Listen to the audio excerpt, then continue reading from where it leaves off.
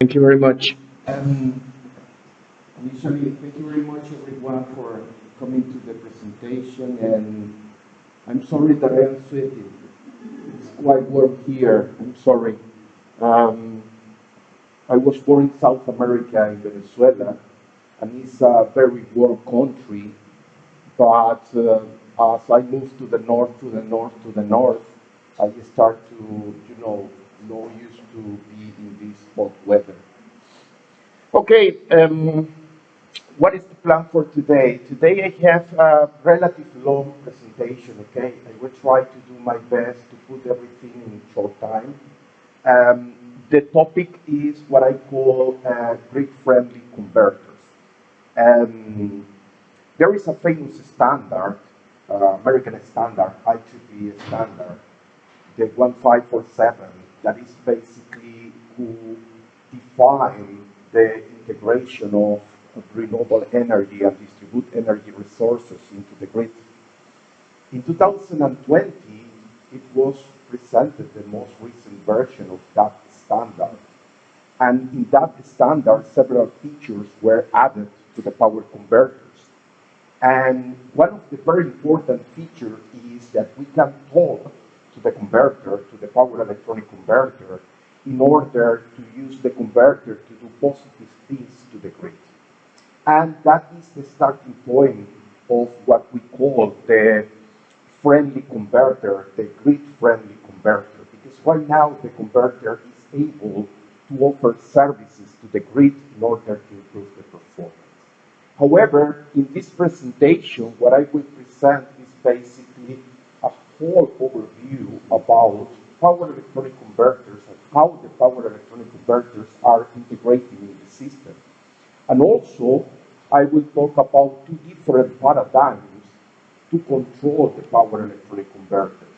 The very old technology or very old technique that we call grid following converters, and something that we are calling new.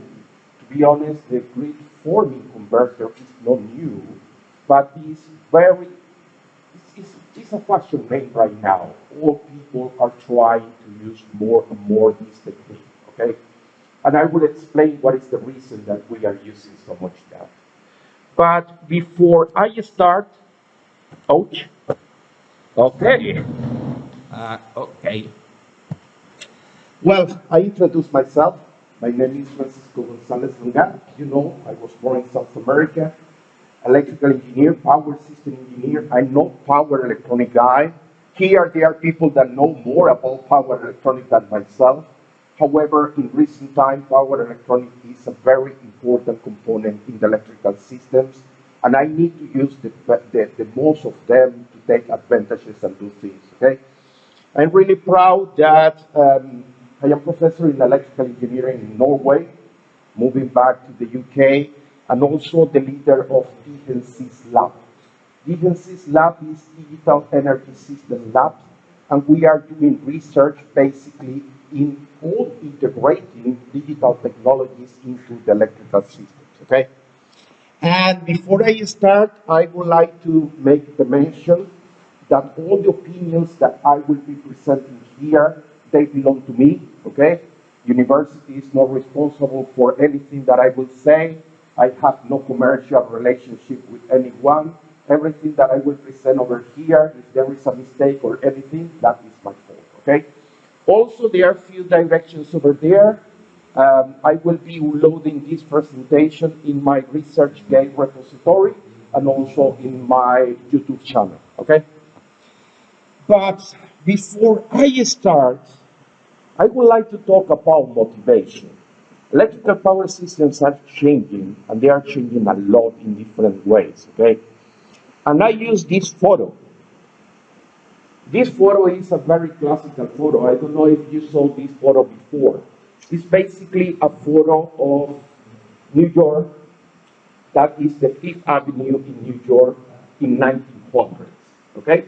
And if you look very carefully, that very specific photo, that was a sundial, you can ask yourself, where is the car?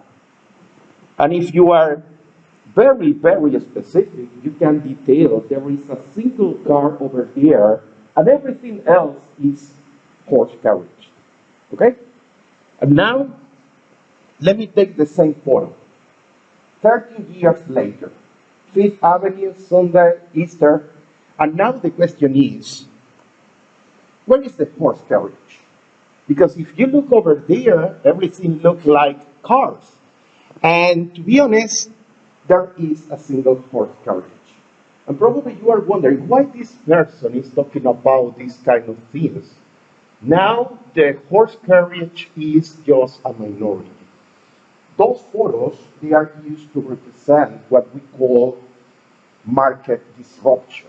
I mean, some technology appeared and something changed the market. And that was the problem of Henry Ford. Henry Ford, he created the car, and from there, the car started to be introduced into the market, and suddenly we have an explosion, okay? But now let me change the theme. Oh, the photo is in the wrong order. Oh, Jesus. Because where is the synchronous generator? Well, this is supposed to be the first photo. Where is the power converter? In some countries, there are very small penetration of power converters. There are countries that they don't have wind farms, PV systems, and so on. But now, let me change the photo, and let me go to the right one. And now the question is, where is the synchronous generator? For power engineers, we are used to have the synchronous machine. And the synchronous machine has been for many decades in the electrical power system, more than a century.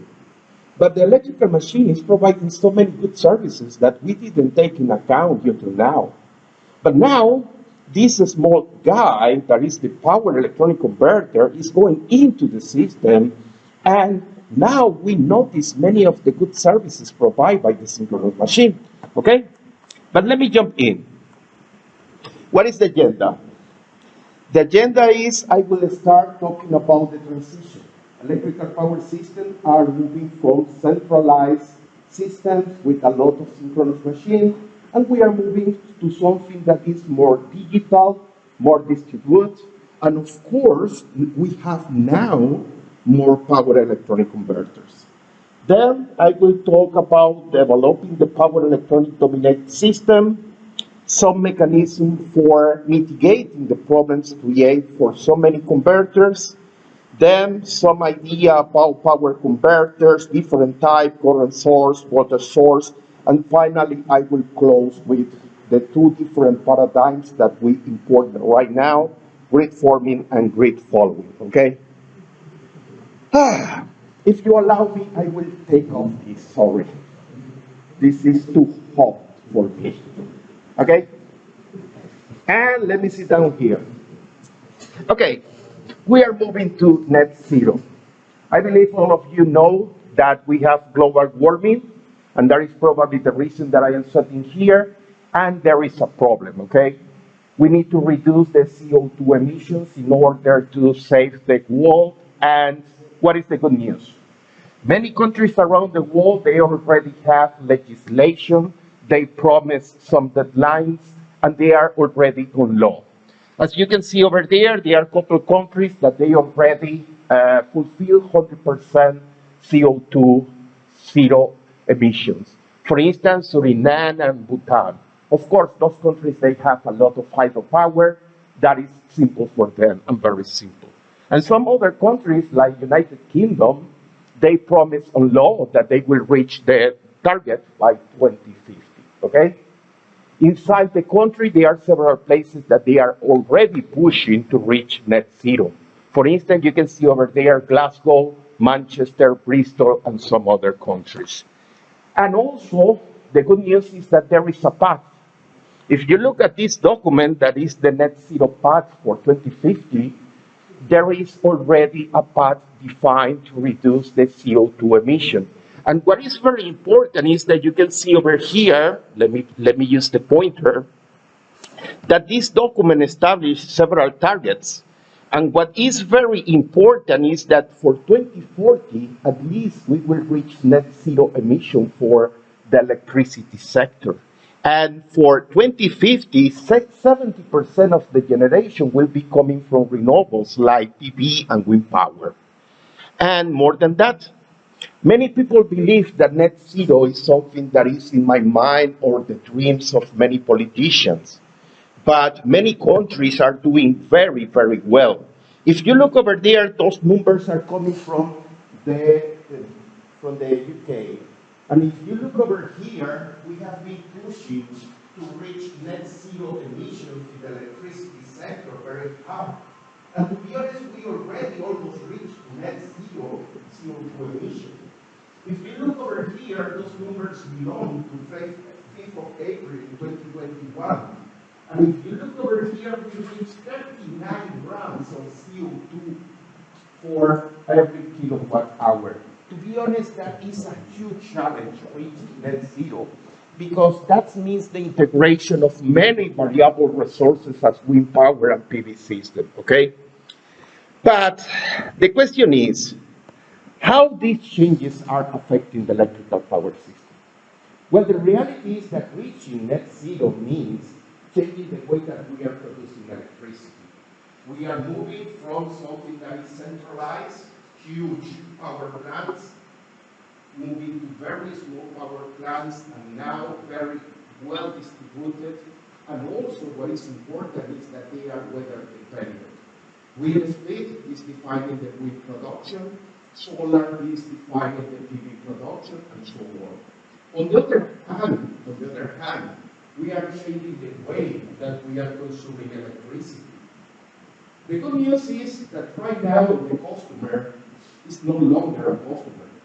Right now we are adding so many technologies like the electric vehicle, the battery energy storage, the solar PV on the roof, and those technologies are changing the behavior of the customer. It's no longer a passive component inside the grid, it's now able to deliver services to the grid. And that is the reason that we say this guy is the prosumer. On the other hand, transmission systems are changing. In the past, we have those very long transmission lines with a huge capacity and that we call bulk power. But today, we are reducing the size of those batteries, of those transmission systems, and also adding so many other components that they allow the flexibility of moving this electricity inside the electrical system. For that reason, transmission is changing. And also battery size. Now we are having batteries that they can manage several hundred megawatts for even several hours. And that is a game changer in order to allow the introduction of more variable generation. Other thing that is happening is the markets. Markets are changing.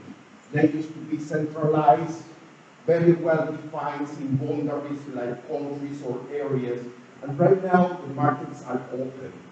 And right now, those prosumers, they will be part of those markets, changing the way that we sell and buy electricity.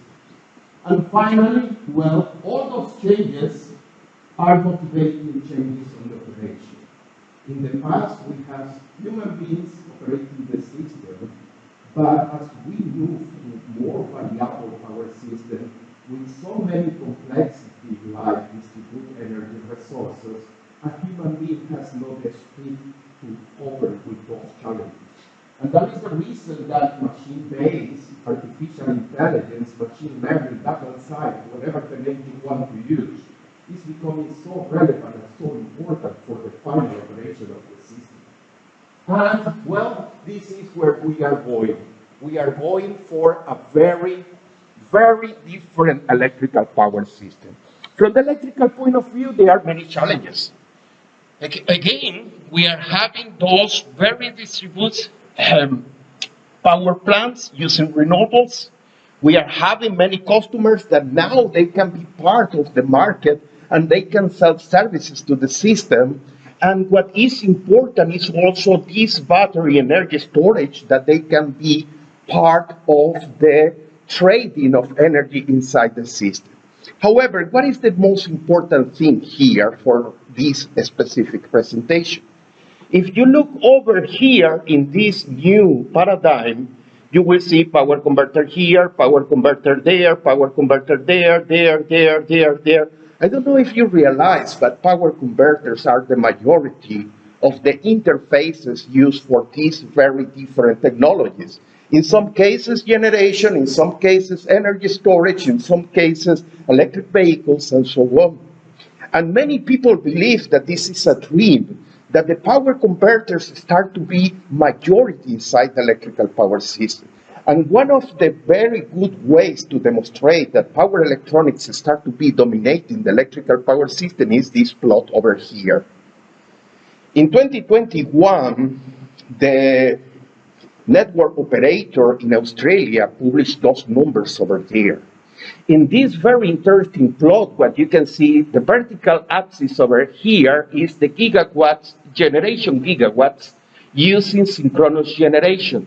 And on the horizontal axis, you can see here IBR, inverter-based resources. That means solar, and that means also wind power. But what is interesting is that this dotted line over here represents 50%. And what is extremely important is that you notice that in 2020, for few days, we reached 52% penetration of power converters. And now, I am coming back to my two previous photos, 1913. In 1913, I asked you, where is the synchronous generator? And in that photo, the synchronous generator was minority. And probably now you can believe me that in 2020, if we have 52% generation coming from inverters, that means 48% was synchronous generator. And that means that the synchronous generator was a minority. That is the best explanation and the best number to show you that power converters are dominating the electrical system. But now there is a huge question. What is the issue? What is the issue if we have so many power converters in the electrical power system?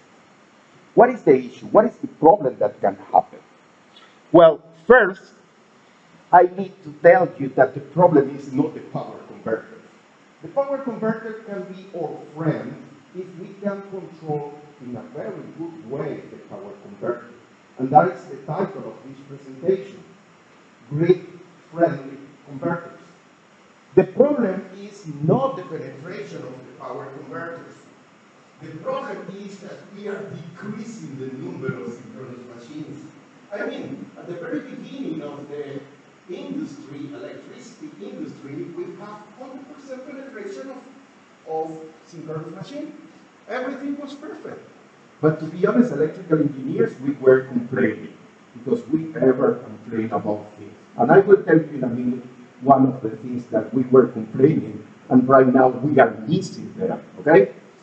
What is happening is this technology is taking off, of course, and this technology is disappearing in the electrical power system. And why we are reducing the number of synchronous machines? Well, for several reasons. Many of the huge synchronous generators, they are connected to power plants that we believe they are polluted. Coal, or gas, or any other technology that is not environmentally friendly. So nuclear power plants, they are decommissioning, and as a consequence, we are taking out those synchronous machines, okay? And this is the location here. I told you, this is Australia. Australia, right now, we have moments where these power converters are minority compared with the synchronous machine. But it's a very interesting question, this point over here. This point over here is 100% penetration of power converters. And probably you are sitting over there and you are asking, is it possible that we reach 100% power converters? And I think the answer is depends. If we are working on microgrids, we are already microgrids with 100% of power electronic converters. If you ask me about continental Europe, 100% of power converters, I would say, I'm not 100% sure. Especially because the European Union reclassified the nuclear power plants as renewable. I will not go there, that is a political problem. But nuclear power plant has a strong force in continental Europe. France, Germany, Spain, and those synchronous generators, I don't think they will disappear. And in a minute, I will tell you that probably this will not happen, at least during my lifetime, because we are missing synchronous generator, but in some countries, we start to connect what we call synchronous capacitors or synchronous condensers, that they are synchronous machines, okay? Well, let me keep moving here. Now, what is the issue? Well, the issue is this. Sorry about the funny animals, okay? I use those two animals because they look similar, okay? 4 legs, 2 ears, 2 eyes, 1 nose. They look similar, but they are not. This one has black and white stripes. And I use 2 different animals to tell you, this is the synchronous machine, this is the horse. And here we have the zebra, that is the power electronic converters. At the very end, I will tell you that probably we are making a mistake as electrical engineers. Because, for instance, this reforming paradigm that I will tell you in a minute is trying to convert this guy into this guy. You are trying to create a power converter that behaves like a synchronous machine. And you cannot make a zebra run like a horse. And that is one of the messages that I would like to tell you here. We are trying to add more controllers and try to make the power converter behave like a synchronous generator. But there are huge differences, okay? For instance, what are the main differences? Well, a synchronous machine, this beautiful machine, I love synchronous machines. They are just beautiful in mechanical and electrical way. We can write very specific equation and everybody understands how the synchronous machine behaves. We don't need measurements over here. We don't need digital signal processing. It's a very simple and very basic physical principle. And they are offering several services. Remember that I told you that at the very beginning of the electricity industry, we complained about the synchronous machine. Because when we start to connect several synchronous machines in parallel, the short circuit levels start to be extremely high. And as the short circuit starts to be high, we try to reduce the short circuit. But to be honest, short circuit is very important for electrical power system because define power quality, but also because protection. The most used concept for electrical protection is overcurrent protection. You need massive short circuit currents in order to identify a fault and also to locate the fault. Another important property, this one, inertia, rotating inertia. The synchronous machine has a physical rotor rotating, and you have kinetic energy. And when the frequency changes at the stator, this rotor tries to release kinetic energy. It's something natural. You don't need a brain in order to do that, because there is a physical principle. Another thing, the synchronous machine produces a beautiful sine wave. A beautiful sine wave. Every time that the rotor is rotating 360 degrees, well, assuming two poles, we have a beautiful sine wave. With power converters, we start to have issues about this system because the sine waves start to be not as beautiful sine as we used to have with full synchronous machines.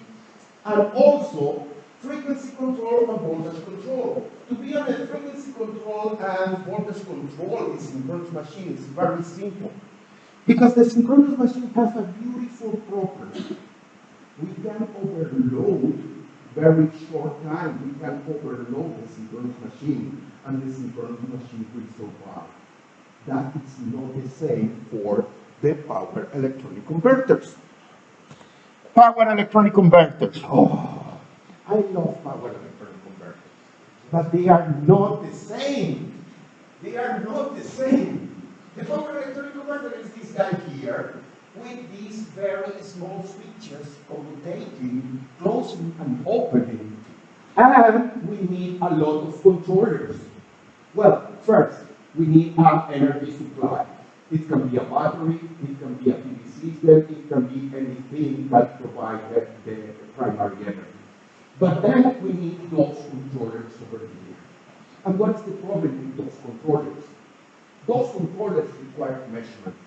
That means time. They require digital signal processing. That means time. They require also actuators. That require time. It's something that we didn't have that problem with the synchronous machine. The synchronous machine see or feel the frequency changing, and they respond, providing frequency response, changing the active power and delivering electricity. But this guy we know, okay? What is good to know is that if we define very appropriate controllers for this guy, we can do things better, okay? Well, conclusion. What is the problem? The problem is not the power converter. The problem is that we are decreasing the volume of these synchronous generators. And as we are decreasing the volume of synchronous generators, we are missing few of those problems. We are missing short circuit levels, we are losing inertia, and that is the main problem. To be honest, for several years we have been complaining that the power converters, the reduction on the number of synchronous machines are creating problems.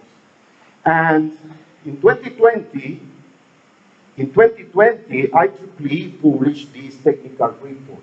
April 2020, they published the PES 77. And to be honest, this is a response to something that we noticed for many years. And the problem is that the stability of electrical power systems are changing.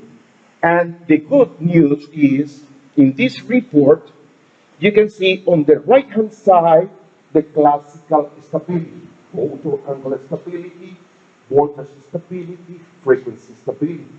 But in 2020, those two guys appear over there. One of them is the converter-driven stability. We recognize that the controllers related to power converters, they can create some bad interactions.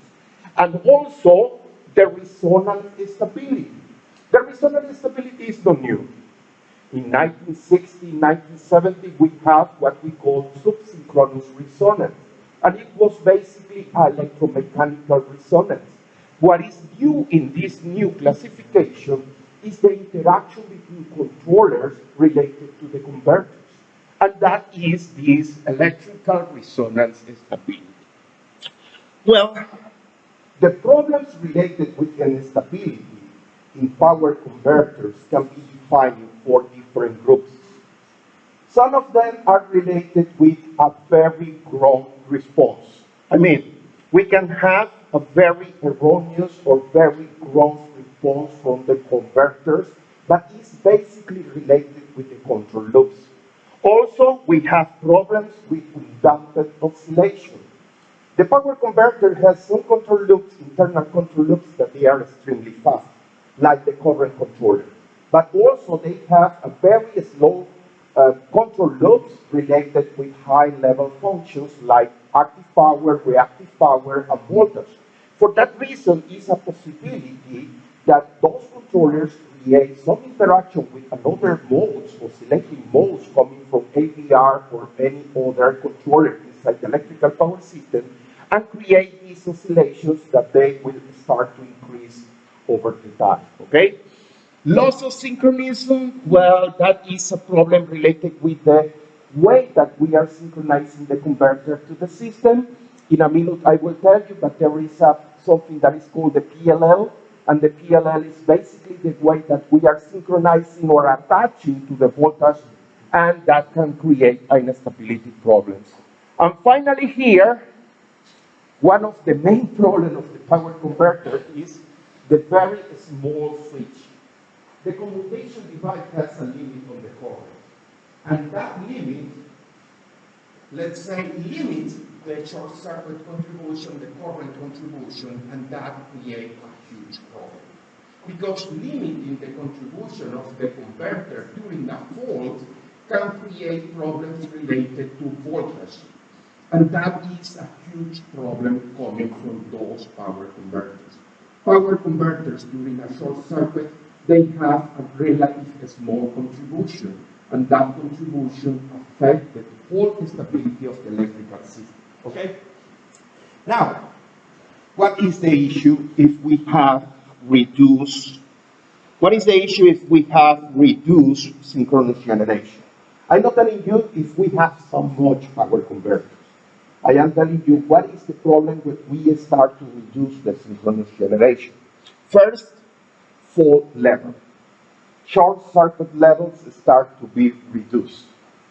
Many years ago, we complained that we have some high short circuit levels.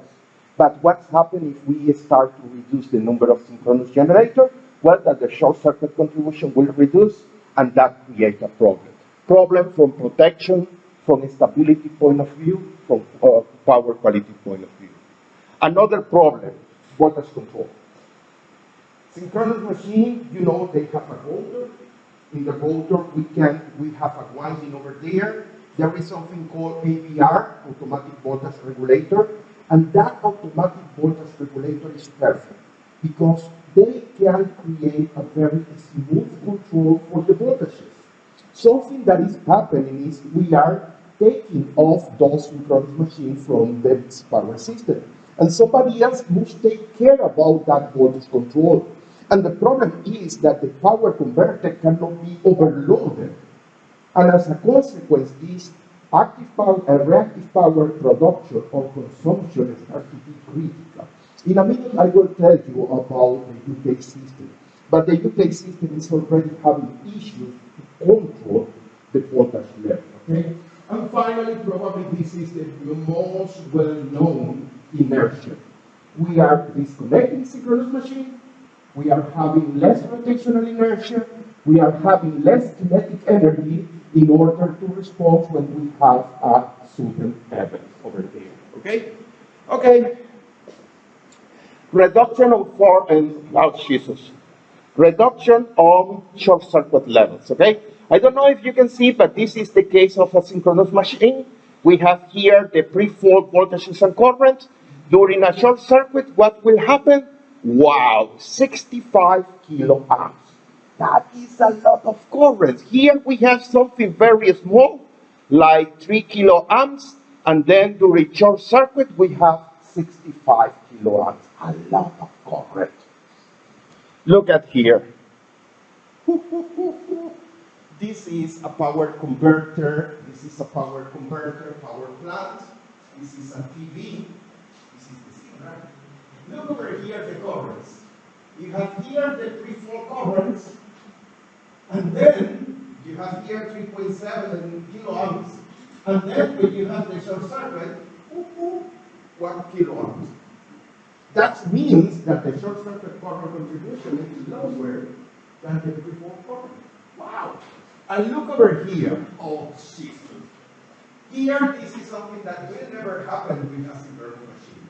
In a synchronous machine, if we have a fault, of course the voltage will try to go down. But in the power converter, this small guy that I call PLL, that is the guy that is attaching the voltage to the grid voltage, is able to produce problems. The synchronization mechanism, also called the PLL, is creating oscillations that they can create problems.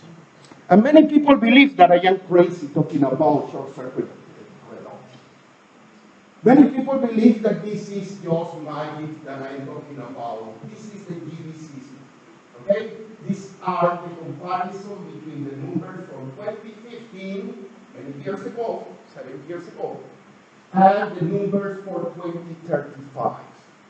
And what you can see over here is different locations, different areas inside the GP system.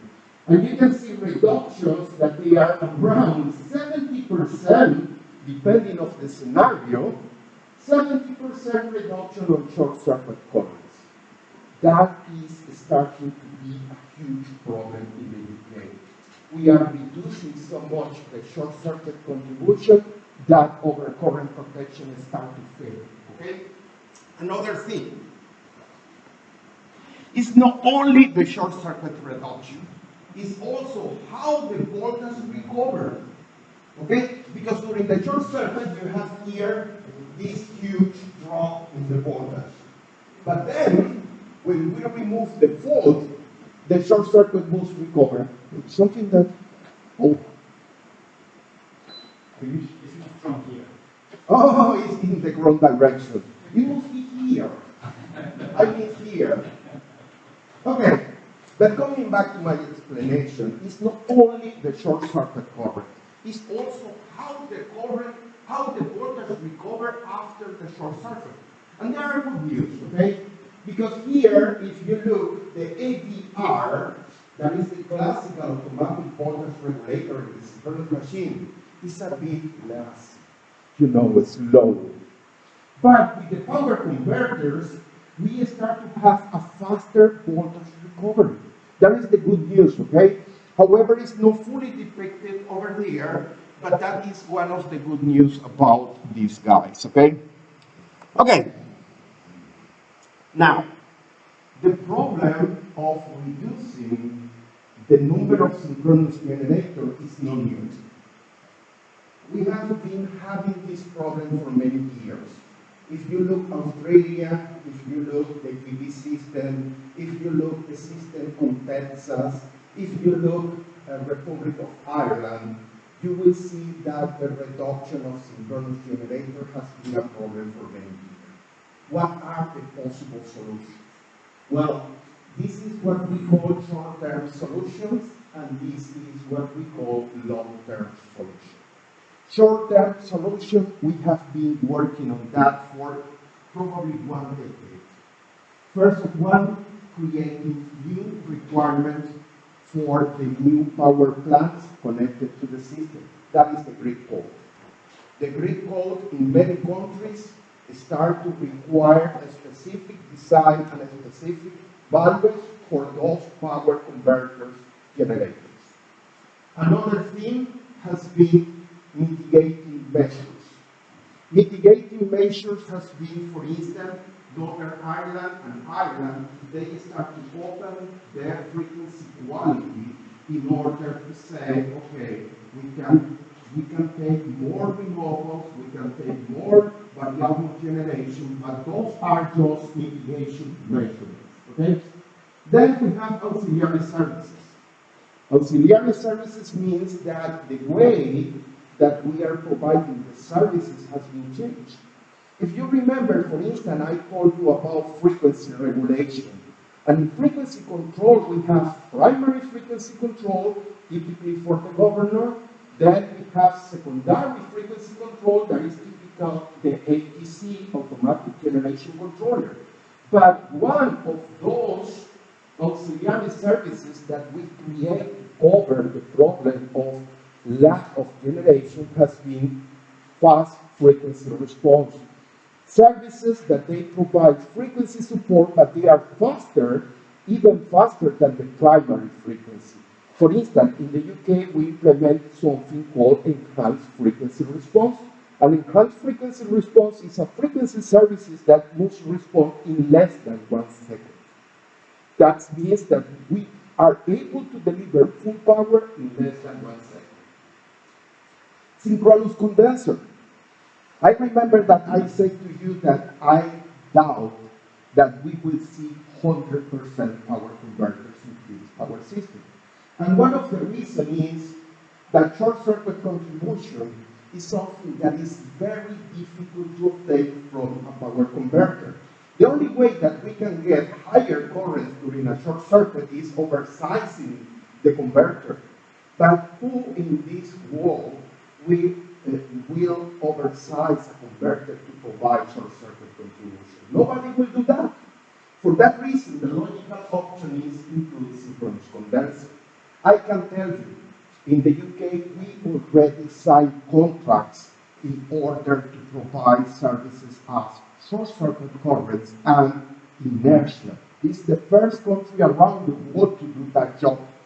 We signed a contract for 360 million of British pounds in order to buy inertia and to buy short circuit contribution.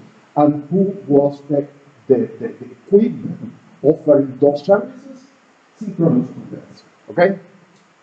Now we have here the long-term solution. What are the long-term solutions? The first one, I worked here for, I don't know, probably 4, 5, 7 years in synthetic inertia. You can call synthetic inertia, digital inertia, emulated inertia. There are many names for the same stupid thing.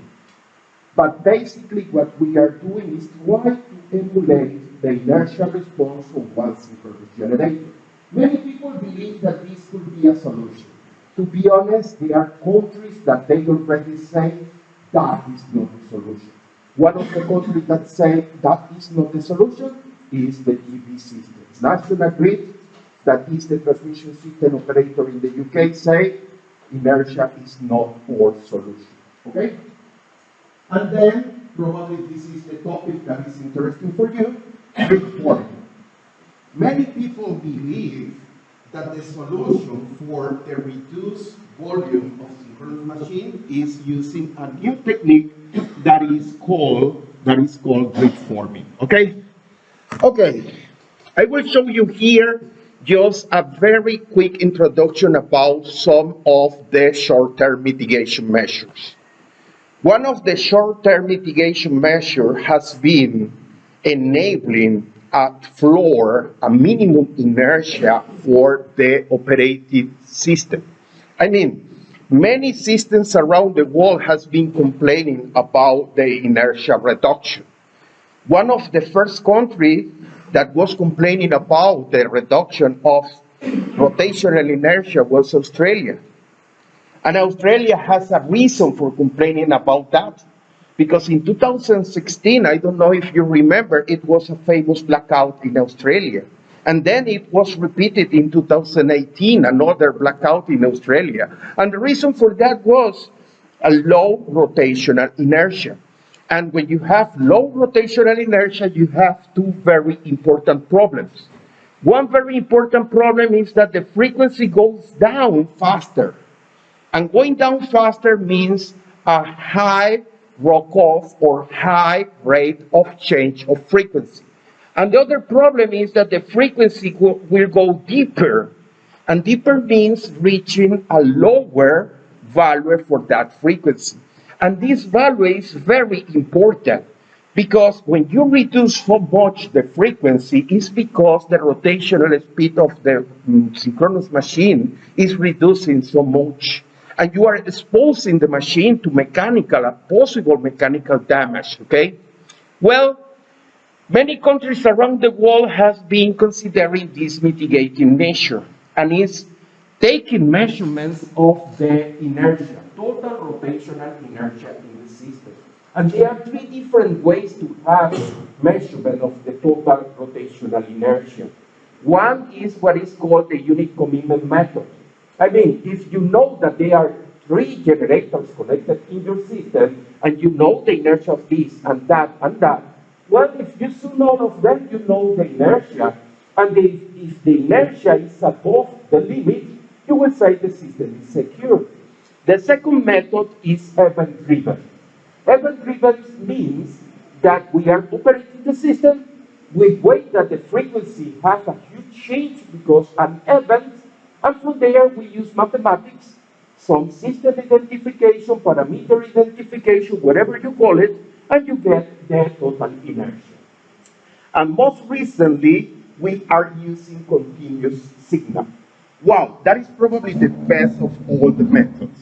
It's basically we are exciting a very small change in the electrical system, and when we excite this very small change, the frequency moves, and we use some algorithms to capture, to obtain the total inertia in the system, okay? I will not go deep, but this unit commitment is the method that is used in several countries, Scandinavian countries, Finland, Norway, and Sweden, but also in Texas, United States. The event-driven require this curve in order to obtain the inertia. Is basically calculated using this formula. You need the Rokov, you need to know the delta P, and delta P is the power change during the event. And this one is the continuous signal process, and that is the relative new. It was created as research project in the GB system, and today we have installed this system in the UK. We are actively monitoring the inertia. And what is the idea of monitoring the inertia? That if the inertia reduces so much, we will say the system is insecure and we need to take some measures. For instance, connecting more generators or disconnecting devices from the grid, okay? Yes! Now it's time to go where I don't want to go, because I have top experts here in the room. I will not talk so much about power electronics, okay? Because you can ask them. Power electronics is almost everywhere. Power electronics has been in the industrial side for many, many years. In the transmission, of course, HVDC transmission system. We have in the UK the first HVDC in 1885. It was the connection between the UK and France. And right now we have more than 11 interconnectors, including Norway, including Denmark, and right now we are thinking about going beyond. There is a plan for an interconnector between Morocco in Africa going to the island, to the GB system. And the idea is to take the advantage that in the north part of Africa we have a lot of solar PV, okay? However, I will not go in details, and I will focus only in this guy over here, okay? There are different kind of generation systems. For instance, we have the PV system. In the PV system, we have a DC-DC converter. The DC-DC converter has a very specific application over there, is to provide the maximum power from the PV cell. I will not discuss this. I will not discuss this. I will focus my discussion in this converter. This converter is the one that we call the inverter, because this guy is taking DC from here and converting into the AC. In most of the application, that converter is the responsible of defining all the interactions with the grid, and that is the reason that I will focus my discussion over there. But in that converter, we need to think about how the converter behaves. We have here all the power electronic switches. We need to have measurements in both sides. We have a controller. And of course, that is a closed control loop. Okay? I will jump this one. And what you need to understand is that the power converter is basically all those switches over there. If I define a proper controller to define the sequence, who close and who open, and when they close and when they open, I can do beautiful things, okay? That is the message of this slide. Now, how can we classify the power converters?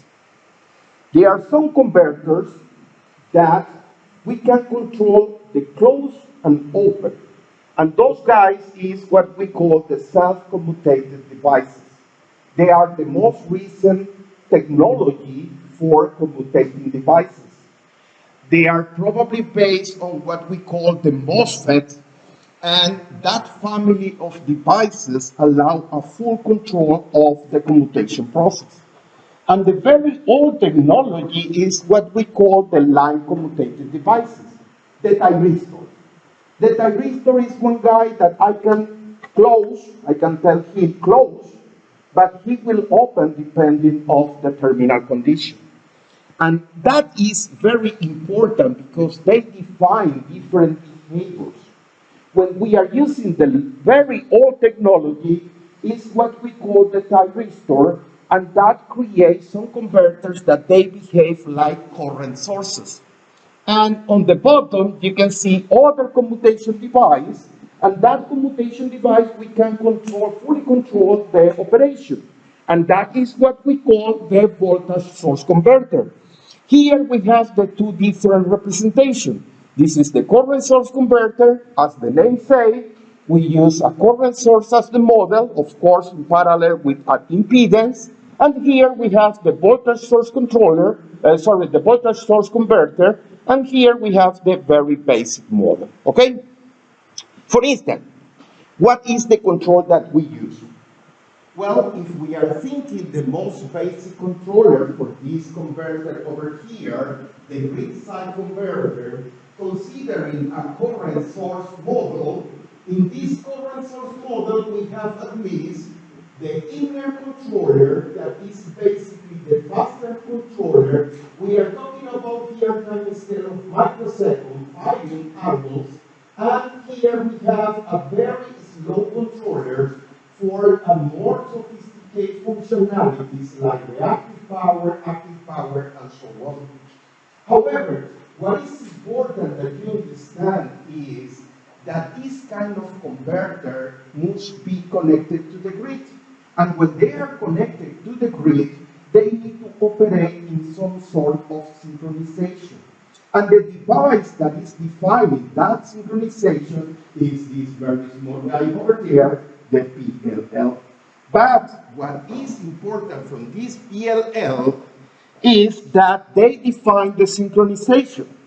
In synchronous machine, the synchronization is very simple. Because in the synchronous machine, we can define the phase angle, the frequency, and the voltages in order to close the switch and put the guide working together. In electronic components, it's a bit different. We need to have something that defines the reference angle and how the frequency change and the angle change when there are changes on the grid. And that is the job of this small guy here, the PLL.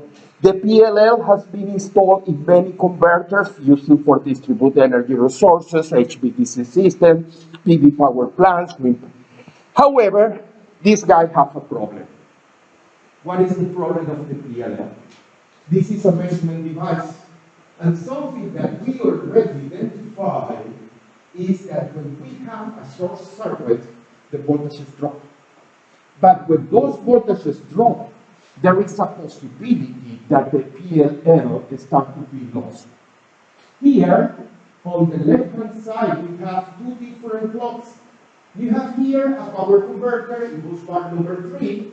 We have here a load in bus bar number 1. And here we have a load and generator.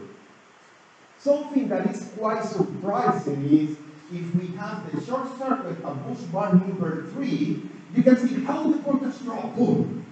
But then when we remove the short circuit, the voltage follows the blue line and the voltage recovers. But if we have the short circuit in a very remote way, like the bus bar number 1, you can see, okay, the voltage drop.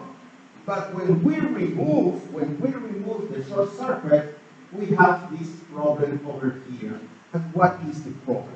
Oscillations. Oscillations coming on the voltage, but that oscillation is created by the PLL, okay? Okay, now, this is almost closing the presentation. I know, I am running out of time, almost 55 minutes.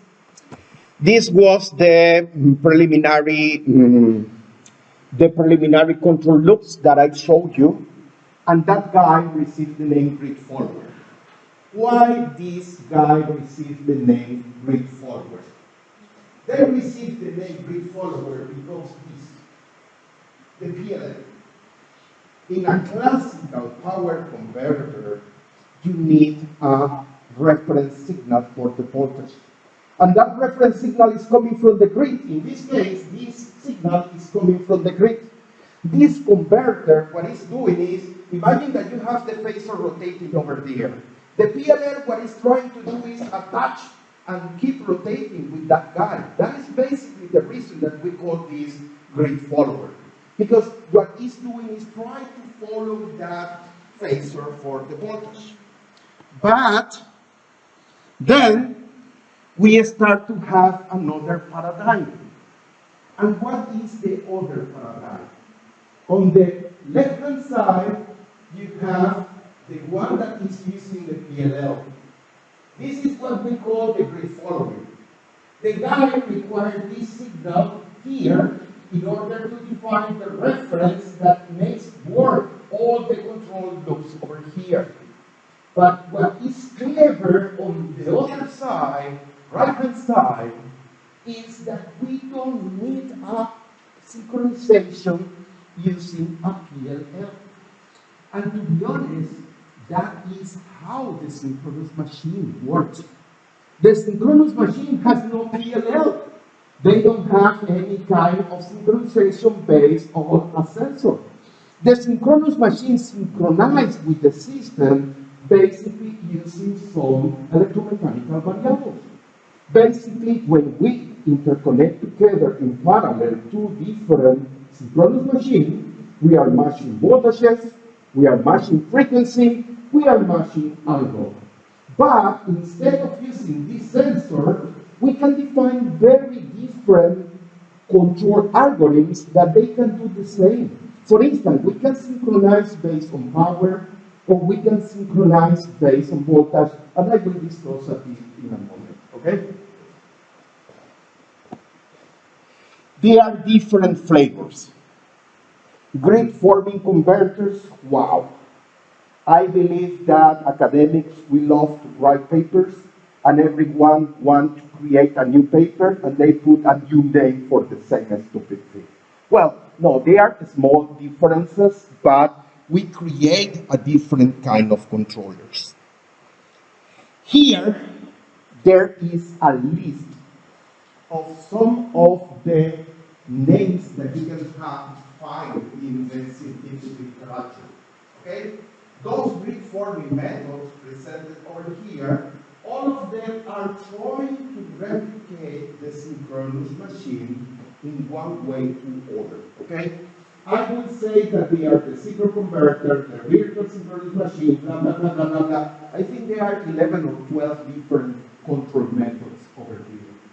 I will not go in details of all of them. I will focus only on 3, okay? However, you must understand that the main difference between all those controllers is the way that they try to replicate the behavior of the synchronous machine. Synchro converter. This is beautiful. In the synchro converter, we have here the converter, of course. We have some feedback signals, voltages and currents, and then we go to the synchronous machine model, okay? Defined by few equations. And what is the target? If you remember, I said that this converter can be modeled by a voltage source. That is the reason that we call them voltage source converter. And in this voltage source converter, what we are trying to replicate is a magnitude, voltage magnitude, and a phase angle. Now, what is the implementation? Well, I will not kill all your mind with all the equations, because that is not my job here. You can go to the reference below and you can find all the equations. But if you look over here, this is one model representing what we call the swing equation of the machine. Do you remember the swing equation? The swing equation is related with the rotational inertia, is related with some damping factor, and here we have the rotational angle. And the other side of the controller is basically replicating some behavior from the voltage, internal voltage of the synchronous machine. When we combine those controllers, well, we obtain the magnitude of the voltage and we obtain here the phase angle, okay? I will not go in full details, but this is just replicating the classical swing equation where the the swing equation is referred to torque terms. You can see here the electrical term for the term for the electrical torque. Okay? Another model, the ECE lab. What is this? Well, it's similar to the previous one. The main difference between the IC lab and the synchro converter is very simple to see. I don't know if you realize, but the core of this model is based in mechanical torque and electrical torque. And in the ICE lab, the difference is that instead of using torques, we are using powers. That is basically the difference between one implementation and the other. And the very interesting thing here is that by using power instead of torque, we are having a more stable operation of this guy. And finally, we have here the virtual synchronous generator. And the virtual synchronous generator is another implementation of grid forming, but in this case we have here a PLL. And in this PLL, what we are doing is taking voltages, getting the frequency deviation and the drop-off, and going inside the equations to define the reference voltage and the angle voltage, okay? Finally, one of the control loops for the droop. In microgrids, it's quite famous that people use what we call the droop. The droop is basically, I don't know if you're familiar with governors. In synchronous machine, we have what we call the governors. And in a steady state, the relationship between the active power and the frequency is defined by a slope. The name of that slope is what we call the droop. It can be megawatts per hertz, for instance. Well, in microgrids, people think about those slopes. And to be honest, those slopes, they have a very beautiful property. What is the very beautiful property? That if we have several converters in parallel, we can modify the slopes and we can define different contribution, active power contribution versus frequency for each one of the converters. And people include this. This is the control loop for the static frequency droop control. And also, we can define droop for voltage. Instead of using the classical AVR, using a linear relationship between reactive power and voltage, we can define the reference voltage for the converter. And that is the reason that many people love to use the droop control. Because the droop control is a linear relationship between the voltage and reactive power or frequency active power, okay? Summary. Well, there are many different flavors for grid forming converters. Some of them are replicating just the swing equation. It's not taking into account any other kind of behavior. It's only considering the inertia, it's only considering the damping. And those controllers, they can have PLL or not. However, what is important is that you must understand that in this implementation of the swing equation, we can have some numerical instabilities related to the control. Depending on the gain that we use for the inertia, we can have some instabilities. And there are more different controllers like the droop or the simplified model of the synchronous machine that they can provide more frequency response and they are simple, okay? Well, I will close this presentation. And there are two conclusions that I would like to tell you.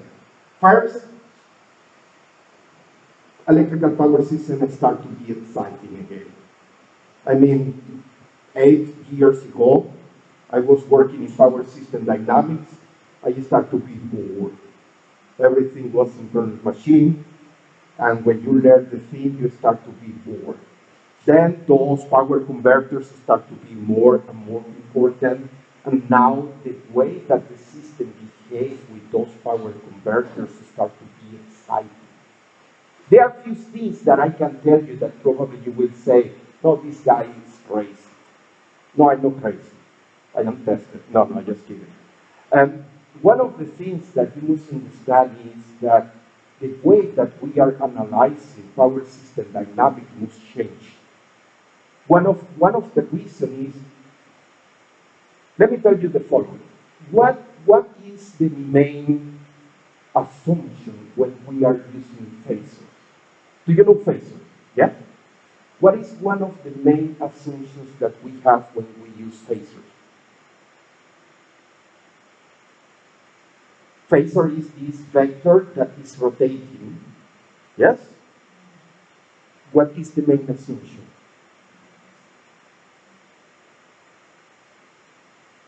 There is a reference. I mean, when you say the phasor is 300 volts, 5 degrees, you assume that there is a reference, isn't it? And you measure the angle to this reference. But this reference has a very important consideration. This reference is rotating at constant speed, and it's rotating at the synchronous speed. Are you with me? When we start to have very low inertia, one of the problems is that all the generators, because they have very low inertia, they start to rotate at very different speeds. And this reference that we assume constant in order to define phasors start to disappear that constant frequency. It's not me, the only guy, saying that the phasor must disappear for analyzing power system stability. And when we reach very low levels of rotational inertia, we need to start to use what we call the AMP simulation. The AMP simulations represent the full sine wave, the instantaneous values of voltages. And the reason that we need to go back to those tools is because the phasor start to fail to represent the dynamic of the electrical power system. Probably you believe, no, this guy is crazy. Australia is already defining several documents that the RMS simulation, the classical RMS simulation that we use for power system stability, start to fail. And that is also the reason that the Australian system is starting to put the model in real-time simulation. Because we need to consider the way that the system behaves with low rotational, high power converter penetration using more sophisticated tools. And it's not only Australia. Chile in South America is already putting all the network in real-time simulation in order to run AMP simulations. And also the TV system is running right now the studies in order to migrate all the network into AMP model and start to do the analysis in that, okay? Well, to close my presentation today, I would like to tell you the way that we think about power system will change. When we have the synchronous machine as the main element of generation, all the phasors, they work fine, classical power system stability works fine, but when the power converters start to be minority, we need to rethink the way that we are thinking about the operation of the power system, the planning of the power system. And one more important thing is we need to stop thinking about the converter as something that must behave as synchronous machines. They are totally different. And what is very important is that this synchronous machine will disappear or will reduce over the time. And the frequency in the system is not longer need to be fixed. Right now we have 50 or 60 hertz because we use synchronous machine. But in the future, if we have 98% of our converters, why do we need to keep attached to a constant frequency? And if we allow the frequency to change a lot, well, finally the concept of phasor will disappear for power system analysis, okay? Well, don't see the power converter as enemy. In many countries, people believe that the renewables and power electronic converters are our enemy. There can be both friends. What we need to do is change this and start to think in a different way. Okay? Thank you very much for your attention. I'm sorry that I am sweating. I hate sweating, but this is it. Yes. Now let me stop here.